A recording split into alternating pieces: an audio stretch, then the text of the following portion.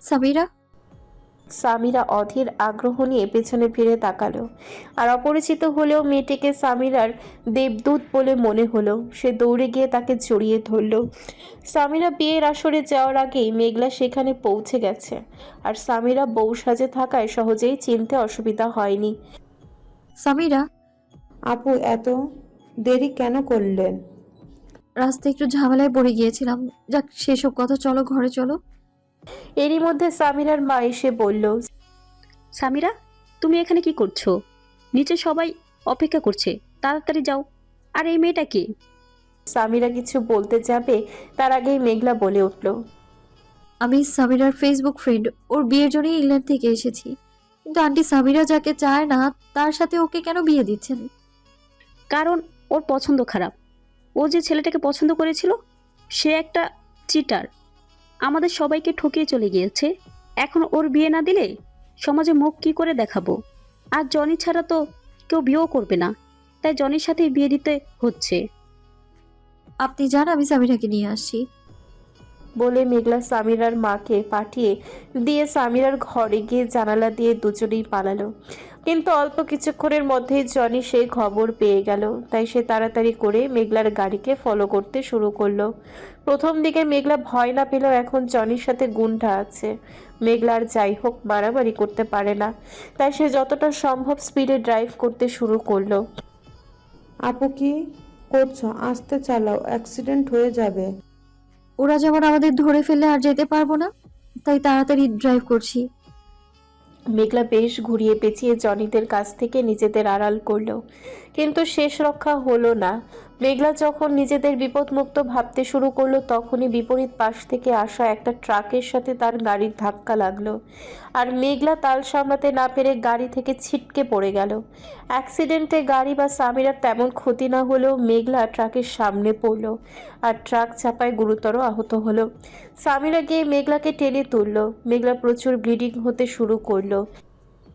আপু আগেই বলেছিলাম আস্তে চালাও, কিন্তু ভয় পেও না, তোমার কিচ্ছু হবে না।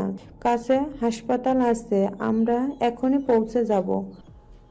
মেঘলা হাঁপাতে হাঁপাতে বলল, না সামিরা, আমি কাছের কোনো হসপিটালে যেতে চাই না।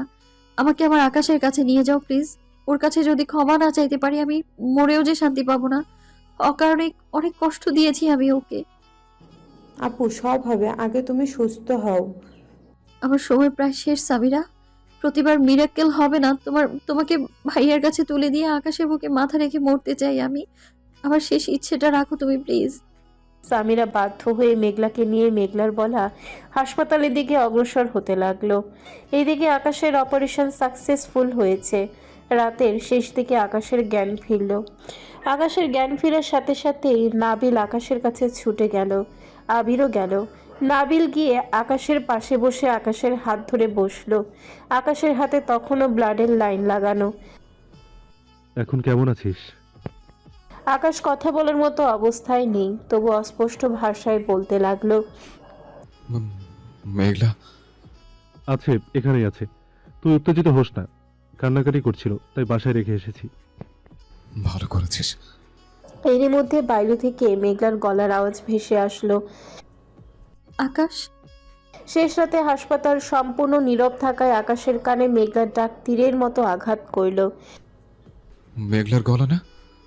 নাবিলও বুঝতে পারলো কোনো গন্ডগোল হয়েছে, কিন্তু আকাশ অস্থির হয়ে গেছে দেখে নাবিল বলল, মেঘলা তো বাসায়, তুই ভুল শুনেছিস। না, এই আওয়াজ ভুল হতে পারে না। মেঘলার কিছু হয়েছে। কি করছিস? উঠিস না, তুই থাক, আমি যাচ্ছি। আকাশ একটানে ব্লাডের লাইন হাত থেকে খুলে ফেলে দিয়ে বেড থেকে উঠে দাঁড়ালো। ভাই, কি করছো? তোমার অবস্থা ভালো না। আমাকে ছাড় আবির, আমি কারোর সাথে জোরাজোরি করতে চাচ্ছি না। আবির আর কিছু না বলে ছেড়ে দিল। আকাশ দৌড়ে বাইরে গেল। আর চোখের সামনে যা দেখলো তাতে সে পাথর হয়ে গেল। মেঘলা সারা শরীরের রক্ত মাখা, রক্তে সাদা জামার লাল বর্ণ ধারণ করেছে। সামিরার কাঁধে মাথা রেখে এক মনে আকাশকে ডেকেছে মেঘলা। আকাশ গিয়ে মেঘলাকে টেনে নিজের কাছে নিয়ে নিল। কি হয়েছে মেঘলা? তোর অবস্থা কি করে হলো? মেঘলাকে দেখে আবির আর নাবিলের অবস্থাও খারাপ। আকাশ আর নাবিল দুজনেই মেঘলাকে নিয়ে ব্যস্ত। আবির সামিরাকে উদ্দেশ্য করে বলল, আরে আপনি কে? মেঘলার এই অবস্থা হলো কি করে? আবির, বকবক না করে মেঘলাকে কেবিন আনার ব্যবস্থা কর। বলে আকাশ মেঘলাকে কোলে নিতে চাইল। কি করছিস আকাশ? তুই নিজেই সুস্থ না। ছাড় ওকে, আমার কাছে দে। যা বলার সুস্থ হওয়ার পর বলিস। ভাইয়া থাম, আমাকে আকাশের সাথে কথা বলতে দে। আমি আর বাঁচবো না আকাশ। আমি বুঝতে পারছি আমার সময় শেষ। উপরওয়ালা তো সুযোগ দেবে না আর, তাই না? চুপ কর মেঘলা। তোকে কে বলেছিল এসব করতে? তুই কেন ওখানে গিয়েছিলি? যে কারণে আকাশ আজ সবার কাছে ভিলেন, ঠিক সেই কারণেই আমিও গিয়েছিলাম। মানে কি? হ্যাঁ রে ভাইয়া, আমার আকাশ কখনোই ভিলেন ছিল না। আমরাই ভুল ছিলাম। তুই তো আকাশের ভাইকে চিনতি এতদিন ধরে, উনি বাসায় নেই। তোর কখনো মনে হয়নি কেন নেই, কোথায় উনি? আমিও সেটা ভাবিনি, কিন্তু আজ যখন সামিরার কাছে যাচ্ছিলাম, হঠাৎ করেই ভাইয়ার সাথে দেখা হলো। ছুটতে ছুটতে আসছিল ভাইয়া, আমি তাকে সেভ করি, কিছু গুন্ডা তাকে ধাওয়া করেছিল। পরে জানতে পারি ভাইয়াকে এতদিন ইরার বাবা আটকে রেখেছিল, আর আকাশকে শর্ত দিয়েছিল ও যেন তোকে ইরার সামনে থেকে সরিয়ে দেয়। ওরা তোকে মারতে চেয়েছিল ভাইয়া, আকাশ যাতে তোকে সাহায্য করতে না পারে, তাই ইরা আর ওর বাবা মিলে আকাশের ভাইকে আটকে রেখে আকাশকে ব্ল্যাকমেইল করেছিল। সেদিন আকাশ হাত জোর করে তোর প্রাণ ভিক্ষা চেয়েছিল, আর কথা দিয়েছিল তোর পদ ইরাকে দেবে, তোকে ইরার রাস্তা থেকে সরিয়ে দেবে, ইরার সব কথা শুনবে, তবুও যেন তার কোনো ক্ষতি না করে। তাই ও তোকে জেলে পাঠিয়েছিল, যেন কেউ তোর কোনো ক্ষতি করতে না পারে, কারণ ও জানতো বাইরে থাকলেই তোর উপর আক্রমণ হবে।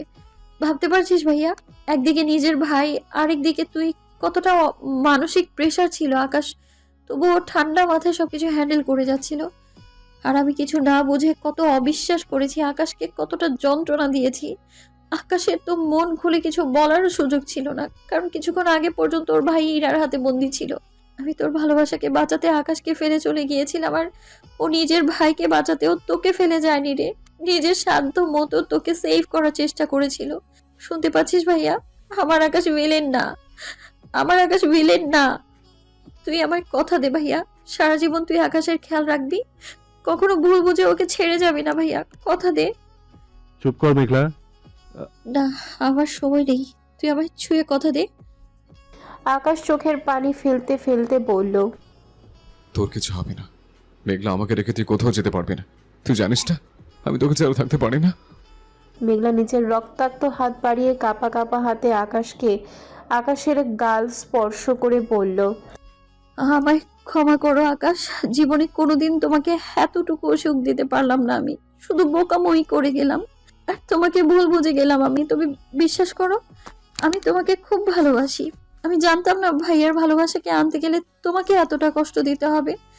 আমি জানি আমাকে ছাড়া থাকতে তোমার খুব কষ্ট হবে, কিন্তু কপালে লিখন যে বদলানো যায় না।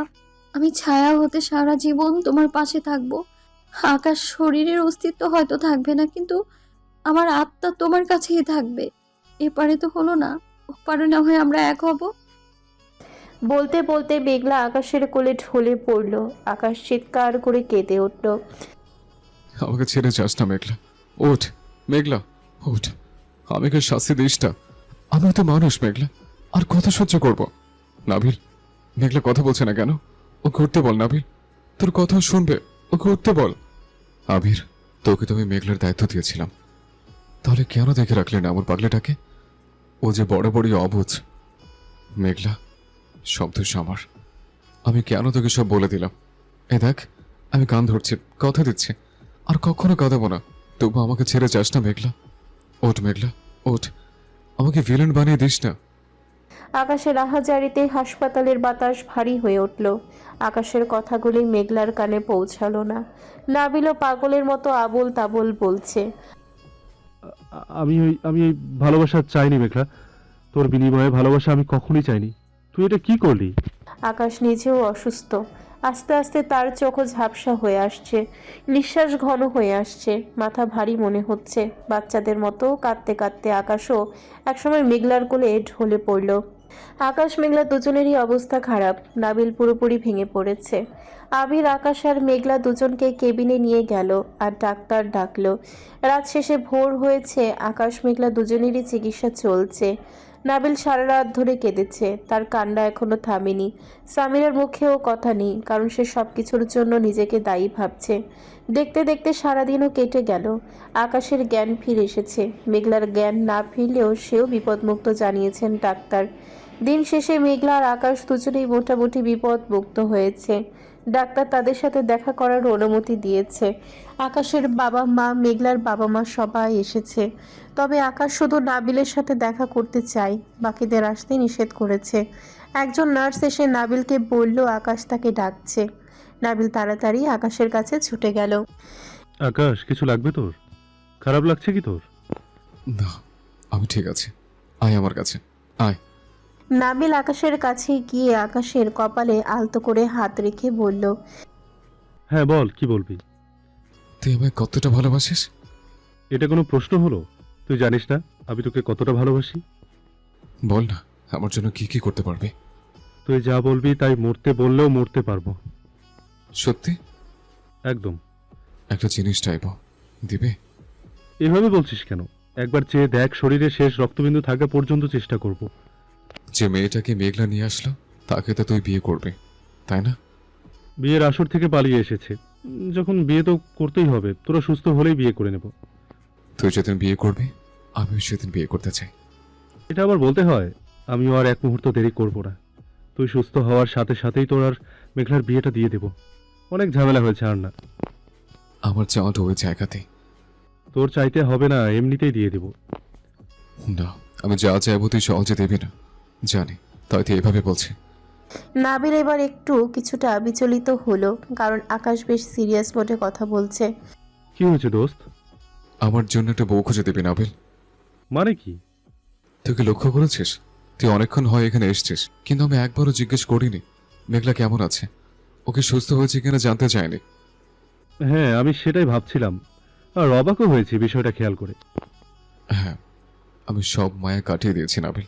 আমি অনেক ভেবে সিদ্ধান্ত নিয়েছি আমি মেঘলাকে বিয়ে করব না। মজা করা বাদ দে তো। মজা না, সত্যি। এর জন্যই তোকে এভাবে বলেছিলাম। আমি জানি এটি মেনে নেওয়া তোর পক্ষে সহজ হবে না, তবে অনেক ভেবে আমি কথাটা বলছে। আচ্ছা তুই বল না, মেঘলা কখন আমাকে বুঝেছে বা আমাকে শান্তি দিয়েছে?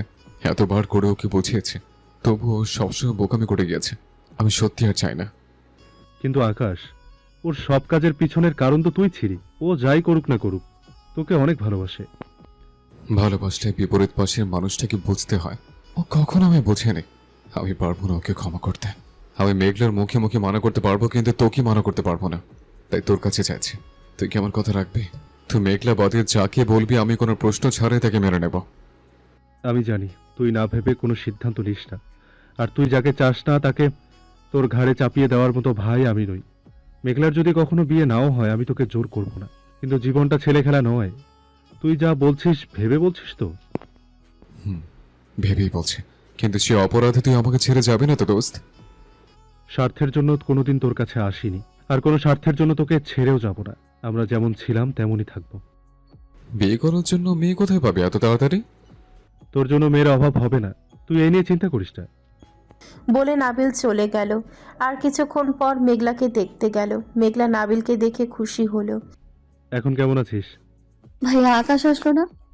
আমি তোকে কিছু জিজ্ঞাসা করলাম। আরে আমি তো ভালোই আছি, তুই বল না আকাশ কোথায়, ও আসলো না কেন? আকাশ অসুস্থ, তাই আসেনি। মিথ্যে কথা, আমি জ্ঞান হারানোর আগেও দেখলাম ও ভালো আছে। আমি জানি ও কেন আসেনি। কেন আসেনি?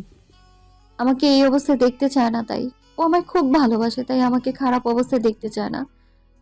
নাবিল কি বলবে বুঝতে পারছে না। নাবিল মিথ্যা বলতে পারে না, তাই কিছু না বলে বাইরে চলে গেল। দেখতে দেখতে কেটে গেছে কয়েকটা দিন। মেঘলা আকাশ দুজনেই প্রায় সুস্থ। এ কয়দিন মেঘলা আকাশের ব্যাপারে নাবিল আর আবিরকে হাজারবার প্রশ্ন করেছে, কিন্তু দুজনে এড়িয়ে গেছে। আগামীকাল দুজনেই বাসায় ফিরবে।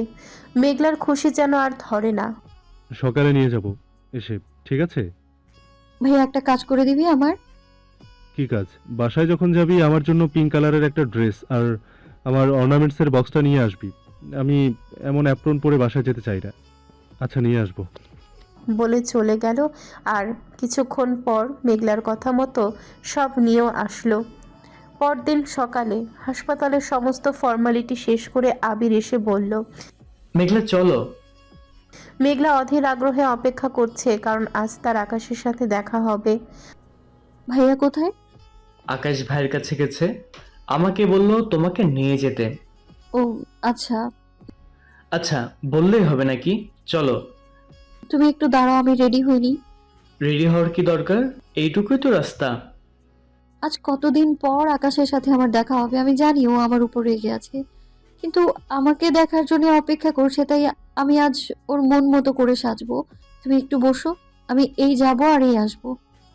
মেঘলার আগ্রহ দেখে আবিরের মন মুহূর্তেই খারাপ হয়ে গেল, কারণ আবির জানে মেঘলা আজ বড় ধরনের ধাক্কা খেতে যাচ্ছে। আবিরের কোনো কথা না শুনেই মেঘলা ওয়াশরুমে চলে গেল। মেঘলা চোখ গাঢ় কাজল, কানে আকাশের পছন্দের ঝুমকা, ঠোঁটে হালকা লিপস্টিক পরেছে। মোট কথা আকাশ যেমনটা পছন্দ ঠিক সেভাবেই সেজেছে। মেঘলা আসার পর আবির মেঘলাকে নিয়ে বেরিয়ে পড়ল।